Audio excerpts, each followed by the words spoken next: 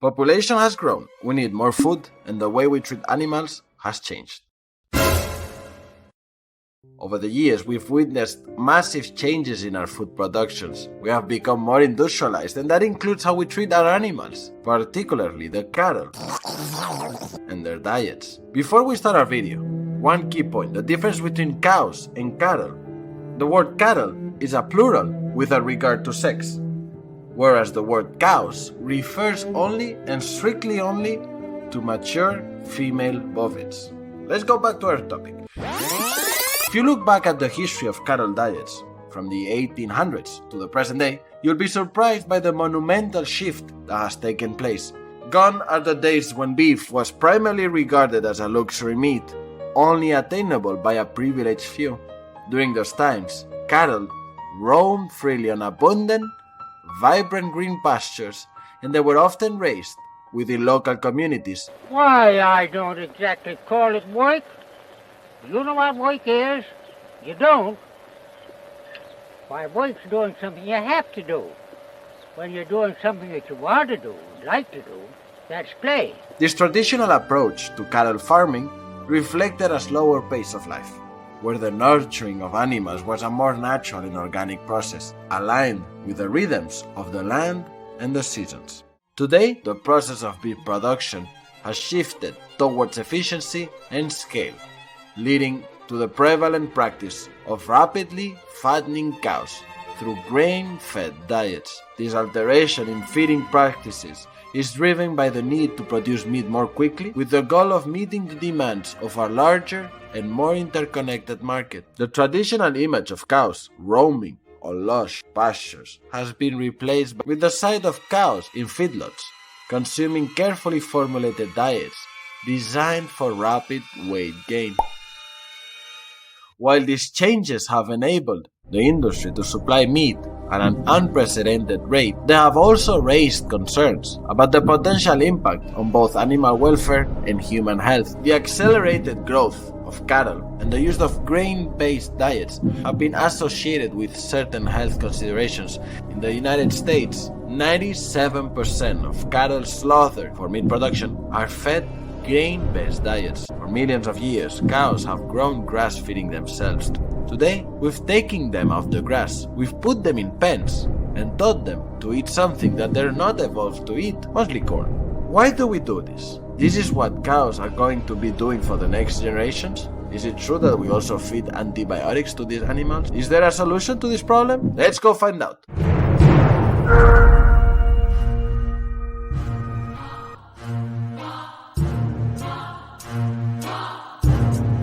The 19th century, a human problem, not an animal problem. Today, the United States identity is tied up with beef, but the country started out devoted since its foundation to pork and remained that way for more than half of its history. This originally made sense. Pork was the most popular meat among Germans, the second most common ethnic background of white Americans for most of our history. Both in the North and the South, pork was popular, especially among rural folks who allowed their pigs to forage. In fact, pigs foraged even in New York City until the municipal government banned the practice in 1849. America would switch to beef as its meat of choice slowly, and only once it became cheap. Meat packing industrialists developed assembly lines of work that required little skill. The 19th century was a time of industrialization and change. However, government control over security and sanitation was very poor, and factory owners took advantage of that.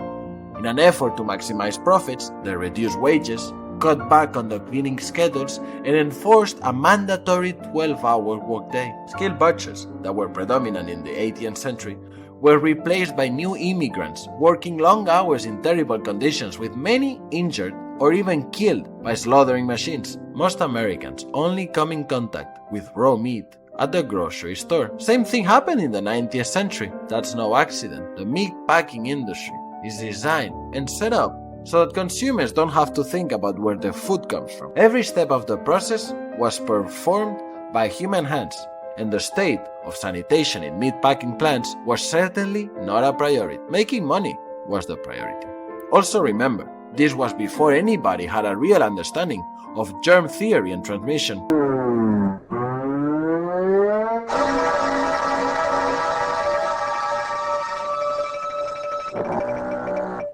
Rudimentary refrigeration using blocks of ice made bacteria impossible to control. Salmonella, tuberculosis, and other air and waterborne diseases spread easily. Meatpackers were not the only ones impacted by poor conditions in their facilities. Since many ate the meat produced in these factories, unsanitary conditions brought illnesses to consumers. Was it also from what cattle and pigs consumed to grow? Well, their selected diets wasn't especially the problem. Cattle predominantly grazed on natural pasture land, consuming a diet primarily composed of grasses and forage plants. Similarly, pigs subsisting on varied diets aligned with their natural inclinations. But that was not the problem. The problem came from certain health-related challenges that emerged. While the diets of pork and cattle during the 19th century were more aligned with their natural behaviors, the absence of modern agricultural practices and veterinary knowledge introduced certain health challenges that were managed differently from how we approach them today. The Jungle, the book that changed it all.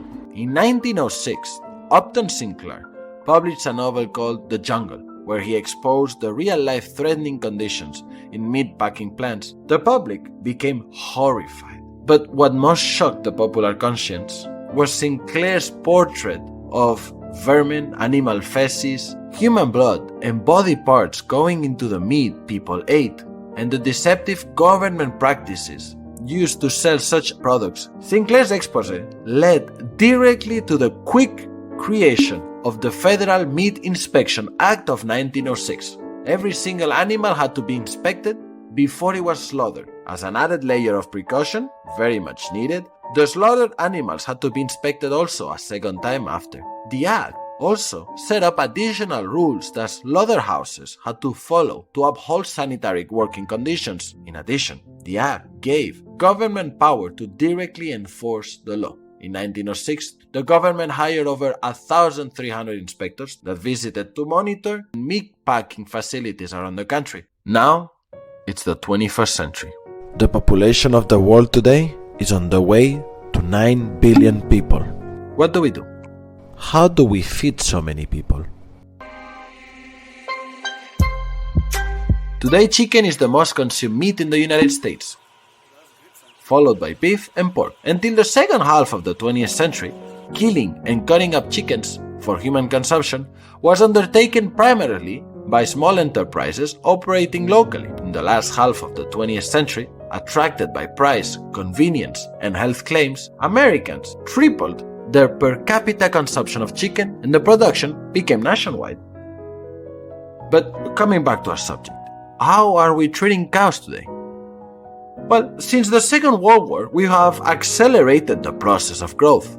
Cows see very little grass nowadays in their lives. They get them on corn as fast as they can, which speeds up their lifespan, gets them really fat, and allows them to be slaughtered within 14 months. A modern American beef cow sees grass for the last time at the age of 6 months old, says Michael Pollan, Harvard professor and several times New York Times bestseller author.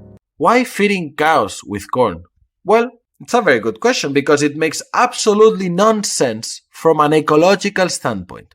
Cows are not evolved to digest corn. In the United States, 97% of cattle slaughtered for meat production are fed grain-based diets. As soon as you give them corn, you are disturbing their digestion and they're apt to get sick. When you feed them corn, their organs start amassing fat and their liver damages heavily.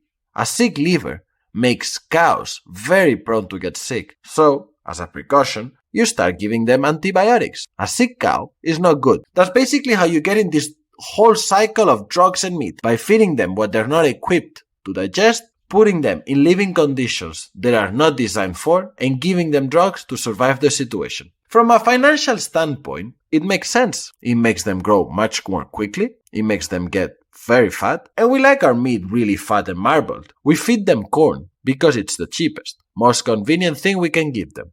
Corn is amazingly cheap because of subsidies. Same reason why soda companies use high fructose corn syrup, because it's too cheap not to use it. We like meat to get fatter, and corn definitely does make the meat fatter. The living conditions are considered so unhealthy for the cattle that cows used for dairy production, which live up to 8 to 10 years, won't eat corn in these quantities because producers know that it hurts their health. All of this is not a cliché, it's the reality of today's beef production. With industrialization, corn feeding, and economy of scale, prices have gone cheaper both for producer and consumer. But at what cost? First, a public health cost. We're using a lot of antibiotics in livestock. We have built a system that could not survive without antibiotics. You could not grow animals in these feedlots or feed them with this highly concentrated ratio of corn without giving them antibiotics. According to a study made by the Union of Concerned Scientists, over half of the antibiotics in this country go to livestock. Some of them, though, are for what's called growth promotion. No one really understands why, but if you give low levels of antibiotics to an animal, it will make them grow more quickly. And that's true for pigs and chickens too. The link between human health and using antibiotics in agriculture has not yet been established, although, using our common senses, maybe we can already extract our own conclusions.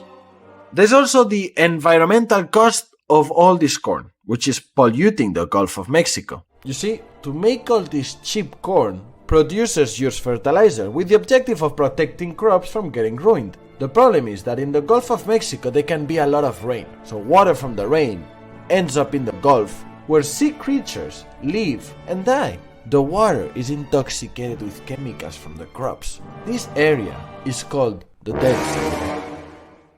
There's the cost to animals too, and their own health and happiness. Cows are having to live with and on top of their faces. They live in livestock. The space is limited. There is another cost too, that never gets counted. When you eat meat, you're eating oil. This goes back to the cost of corn. The reason we can grow corn so cheaply is because we give them corn chemical fertilizer that is a fossil fuel product. It turns out it's about 100 gallons of oil to grow a single animal. So there's a cost that you're not seeing. It's the cost of the oil. It's the cost of having a military to defend the Gulf, which is the primary source of oil and gas for the US. Conventional feedlots have not been held fully accountable for externalities associated with their operations, the cost of which have instead been borne by taxpayers and the rest of society. There's no question that the beef industry has done something quite incredible. They've taken beef that once belonged to the upper classes and made it a staple for everybody. Yes, we made meat cheaper. We have tried to make it safer, but in the process, we've made it less healthy, with much more serious consequences for the environment. Globally today, it seems like we're very dependent on this efficient system, although not a lot of experts believe this will last. This situation is considered an unsustainable system. The industrial system may collapse of its own weight. Are grass-fed cows the solution?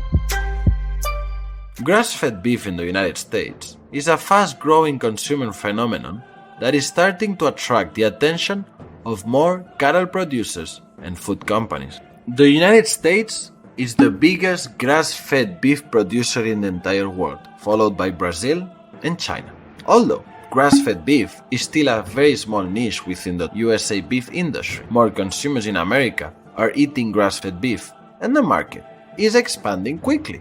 No studies have proven that grass-fed beef is better for your health, but pound for pound, it may have less total fat and fewer calories. Cows that are raised under 100% grass-fed diets live in general double as long, up to 24 months. According to a recent study, the USDA, which approves labels for grass-fed food, lacks clear rules and resources to perform audits of production sites. They want grass-fed and 100% grass-fed to refer to meat from cattle fed only on forage like grass, plants, and grains. However, they allow weaker claims like 50% grass-fed without much difference. This leads consumers to be confused. It becomes difficult for consumers to know what to believe. Consumers in the market also need to be educated on what to look for if they wish to buy pure grass-fed beef. The USDA is not a reliable verification of correct practices. The minimum floor for what the USDA requires grass-fed needs to be higher. The resources to audit production sites is very, very limited. That is why other associations have been created and work in collaboration with producers to ensure producer certifications. This is a little organigram for your reference. As you can see, the USDA certification is the worst of all of them. Take a screenshot, save it, use it when you're gonna buy meat at the supermarket. The objective of grass-fed meat production is to raise cattle in a way that emphasizes their natural diet of grass, animal welfare, consumer health, and support local farming. Even if no clear medical conclusions have been found between cattle eating and living in a certain way and humans having an impact on their health, it seems possible that it can have an impact. What are the challenges of grass-fed producers? Basically becoming global. Grass-fed producers are significantly smaller compared to traditional meat producers. They have difficulties to produce the meat and distributing it. Their financial capabilities are smaller. Therefore, their processing plants are slow. Working in small quantities means higher cost. Distribution is also another difficulty. Grass-fed producers don't have their own distribution network and work with third-party specialty distributors. These distributors charge 12 to 25% markup on the products. In the conventional beef system, large distributors are in place to move beef to retail and food services. It's indeed difficult to compete with traditional producers if your margins are smaller and your selling product price is significantly higher. Another barrier to accelerate demand is quality and taste. It's not yet very consistent. The quality of beef is very inconsistent.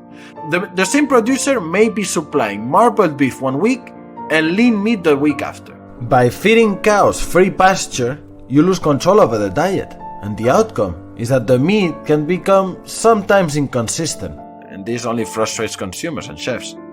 If the grass-fed beef industry wants to target more mainstream consumers, year-round availability is a requirement. Despite the growing movement of eating in season foods, the American public is accustomed to eating fresh beef year-round.